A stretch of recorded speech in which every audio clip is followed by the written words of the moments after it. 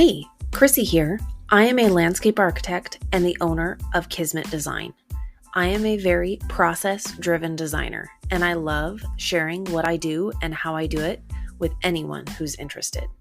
Reaching your true potential and achieving your own personal goals will not happen by chance. You have to set your intentions, make a plan, and do the work.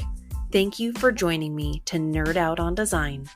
Don't forget to subscribe and to share too. Let's create something great together. In this episode, I will take you through how I modify my typical presentation process for a virtual meeting. With the pandemic, we've all got thrown into virtual meetings, whether we liked it or not. For me, it was a great thing. Now that life is more normal, I don't conduct a lot of meetings virtually, but I'm delighted to offer them, especially for those clients that are not always able to coordinate time away from work to meet with me. The conference room in their lunch break gives them more flexibility to meet with me and review plans within my working hours.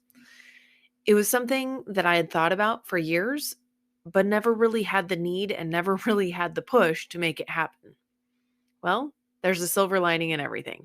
Now I got pushed into it and it's been great. Before we jump in, though, I want to send a shout out to Carrie from Canvas Landscape Design for the topic suggestion.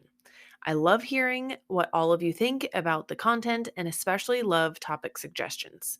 Anyone who listens to this episode and enjoys it owes it to her for the suggestion. And please, please, please, if you have something that you want to hear about or have questions, definitely reach out. I will start by saying that although virtual presentations are great and a very valuable tool, I still do prefer meeting in person when it's an option. And I will touch on a few pros and cons as I go through my virtual presentation process. I do not change or modify my deliverable documents at all. They're the same if I am presenting in person as they are virtually. As I prepare for my meeting, I close down everything on my computer, except for Zoom and the presentation documents. I will have all of my drawings saved as a PDF, just as I would before I print them out to head to a client meeting anyways. So when I say that I close down everything on my computer, I mean everything. No email, no calendar, no internet windows with 8,000 tabs open. Close all of it. Everything that you have open will slow things down. It will also be distracting. And any little chimes that pop up for emails that come in or calendar events, anything like that will be a distraction to you and to your client. I will then print a small copy of the documents for myself to take notes on. This is something that I do regardless. I usually print all of my plans on 24 by 36, and then I have a copy for myself and for the client that is 11 by 17 when I present in person. When I am presenting virtually, obviously I don't need to have all of those prints available on hand, but I do print at least the 11 by 17 for myself to be able to take notes on. And that way, if I do get immediate feedback from my client, it's easier to mark those up to remember, and I can more easily write shorthand on that than trying to write notes that I will be able to understand later. I then have multiple screens at my desk, and I find that this allows me to be more flexible and more seamless in my presentation. For those of you that don't have multiple screens, it's going to be a little trickier. I have my laptop screen, and then I have two additional screens. My laptop houses my webcam, so this screen is dedicated to the Zoom window, and that's it. The screen to the immediate left is the screen that I share with the client. And I have everything queued up on my third screen. So it's basically like having a stack of papers next to me ready to pull into view. And once the meeting starts, so one of the things that I do with having the multiple screens is I dedicate that center screen, the one immediately to the left of my laptop screen, to sharing. And rather than sharing an application, which is an option in Zoom, I share the whole screen. That way I can easily drag and drop things onto that screen as I'm talking and wanting to point things out to the client without having to share and unshare and change my sharing settings that I have already set up. And having everything queued up and ready on my far screen allows me to easily navigate to whatever I want to pull up and be able to drag it over to the next screen into what is viewable to the client. So, when I start the virtual meeting, one thing that I think is really important is I always start with my video on. Depending on what your backdrop looks like, you might want to do a virtual backdrop or blur it. Depending on how clean my office is, sometimes I'll blur it, sometimes it's clean enough that I'm fine having my backdrop visible. I find that meeting with people virtually is you don't have the same type of face-to-face interaction. They don't have the opportunity to read your facial cues as much or your body language, and vice versa. You don't have that feedback loop either. And so having as much opportunity to have that face to face, I think is important. Even if your client doesn't have a webcam on whatever device they're viewing from, or if they don't want to share their video, that's fine. But I feel like it's important regardless if you have your face visible.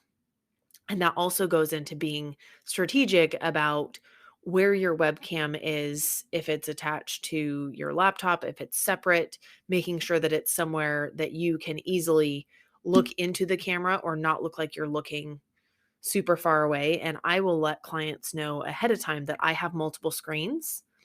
And that way that I'm letting them know that when I lose my eye contact and look over to my other screen, it's not that I'm distracted. It's not that I'm doing something else or not listening or not paying attention. It's that I'm just grabbing more items to be able to bring into view. And that way they know what to expect because obviously they can't see all of that. And so sometimes people will read into that, especially if they are very cued into trying to have that interaction with you. Then, once my screen is shared, once I've had that initial face to face, said hi, had some introductions, then I share my screen, make sure that they are seeing what I think they're seeing, double check that with them. And then again, making sure that I'm sharing the whole screen, not just an application. That's another thing with closing everything down is being aware that everything you have on that screen is going to be visible to them. Even if you minimize and they see your backdrop, they see your messy desktop, whatever that is, making sure that you're aware of what has the potential to be seen by your customer.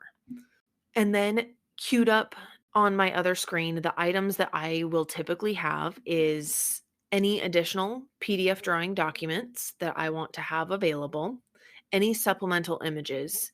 In my file system, I call these my idea photos. Everyone has a little bit different naming convention or ideas, and those can be references for materials, for style, all kinds of things. And so I will typically have those on the plan so that when I'm presenting in person, I can point them out on the plan. But I find this to be a little bit harder to zoom in and out and back and forth in the PDF while I'm presenting to a client. So usually I will have those queued up separate, but I will let them know that they are on their plan so that when I send them the hard copy, they will have copies of all of those images. But that way I can just drag and drop them into view as I want to reference them instead of having to scroll in my PDF viewer.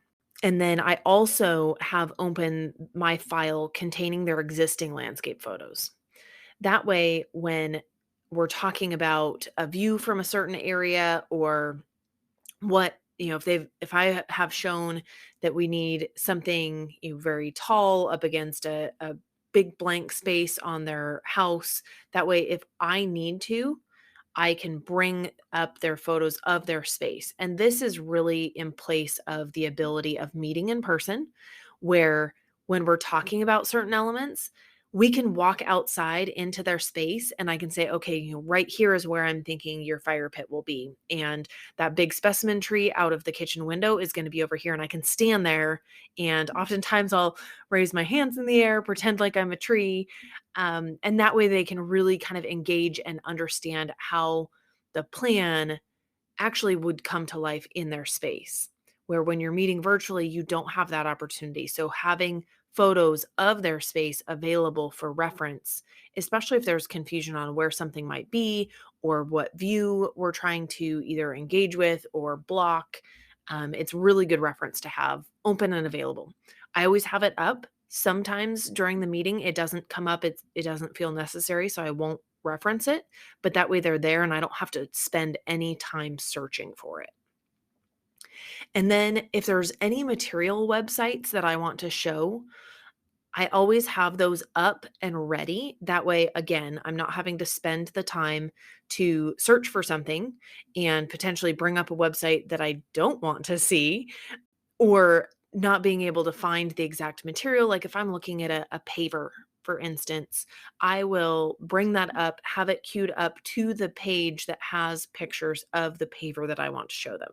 And that way I can, again, easily drag and drop it into the screen that they can view and then sweep it back over once we're done talking about it. And again, I'm not wasting any time to bring that up, search for it. Occasionally, there will be things that come up in conversation that I might want to also search for and bring up. But the things that I know or that I expect to want to show them or feel a need to show them, I'll have already prepped and ready. So then once we're viewing the presentation documents, the PDFs of their landscape plans, I'll walk through them in the same exact way that I would in person. But the difference is I find myself using the annotation tools, which really frustrate me because they look like a 5-year-old drawing. But it helps a lot because the mouse cursor doesn't always give you the opportunity to really talk like I would when I'm pointing with my hands or with a pen in person, where the annotation tools kind of help alleviate that. So I'll pick a color that is not too obnoxious, but very visible. And that way I can highlight areas, I can circle things, I can draw arrows to elements or views to really be able to get across my idea. And I will, as I'm doing this, I'll say, okay, your path goes from here to here, and then the connection point goes there to there, and I'll trace that path and then show an arrow to where it connects to. And then I'll clear that. And then I'll talk about where the specimen tree is and I'll circle it and then I'll clear that drawing as well. So that way I'm constantly interacting with the drawing the same way that I would if I was in person, but just utilizing different tools. Because in person, I'm obviously not going to be drawing on their plan, but I always have a pen in hand and I'm circling things visually, not actually on plan. And occasionally I will grab a pencil and draw a line on something just to be able to emphasize that while we're meeting in person. And so that annotation tool helps. And then, for instance, if I have an image that I'm referencing, I can circle on the plan, okay, this is where this water feature is. And then I can drag the image of the idea photo for the water feature into view, drag it back, and then close out or eliminate the annotation that I had made around the water feature and go back and forth that way. And that way I can work through the drawing, explaining each element, how everything flows together, the ideas, the concepts, why I have things shown a certain way, the same way that I would in person, but making sure that they're engaged with it, because oftentimes when someone's looking at a screen, especially if they do have a smaller screen, I've had clients that I've met with virtually that are literally viewing this presentation on an iPad, which is going to be challenging. So I'll usually ask them what they're viewing on and how big their screen is so that I know how much I need to zoom in or zoom out. I've got clients that I've met with that are in a conference room and have me up on like a giant screen. And that's great because I can zoom out a lot further on the plan so that they can see the whole thing much easier. But if they're on an iPad, I'm going to need to zoom in and out of that drawing a lot more frequently to be able to make sure that they're seeing what it is that I'm talking about without needing a magnifying glass. So then once I've gone through the presentation and answered any questions that they have, I always make sure to unshare and have another quick face-to-face recap to end the meeting. I will keep my video on the whole time so that they see my face thumbnail, but having that full face interaction to close up the meeting, and then the same way that I would if I'm in person, I will recap what the next steps are, what the expectation is for the rest of the process, and timeline for the next stages of design. And I feel like this additional face to face, both before and after the meeting, is a really valuable touch point. Even if they don't have video, making sure that yours is on and you have that face to face really makes it more personal. If you've listened to the episode on delivering expectations, you know what I mean. Once the meeting is over, I always put a paper copy in the mail so that they have a full size set to review. Not everyone has a large screen, and regardless, there's something very tactile about having the actual piece of paper to be able to look at and view. And a lot of times I'll have clients that say that they'll just leave it on their dining room table for a couple days. And as they're moving through the house and discussing things, they can stop and look at it and discuss periodically as the first couple days go through while they're thinking about which elements from each concept they like, any feedback they want to give me, anything like that. And so I feel like having that paper copy is really important. And then the bonus of sending the paper copies is this ties back into the original discussion on design presentation. Not only are the drawings beautiful, but I have really nice white large format envelopes, not the ugly manila envelopes. Same size, but they're white and they're nice and crisp. And mail the drawings in those folders. And I have cute little stickers of my logo to close off the envelope with. And that way, when they open their mailbox, it's like receiving a present and it adds to the experience a more personal touch, which meeting virtually was minimized. So again, making sure that every touch point that I have with the client is well thought out and that they feel like they're getting a very high value and that they're engaged and excited about the process each step of the way. One last thing before I let you go. If you are listening to this the day that it comes out, there's still one more day to sign up to receive the planning guide. All you have to do is go to my website, kismetdesignco.com, go to classes and sign up to receive updates. And you will get the planning guide that I'm sending out on December 1st.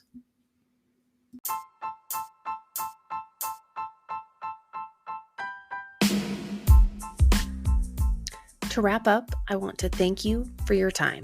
I hope the ideas discussed today have left you feeling excited and energized. As I build both my business and my life, I value the support and feedback you provide. I would love for you to reach out to me to let me know what you think, give me ideas, or just to connect. Please don't forget to subscribe and also share with a friend. Until next time, go create something wonderful.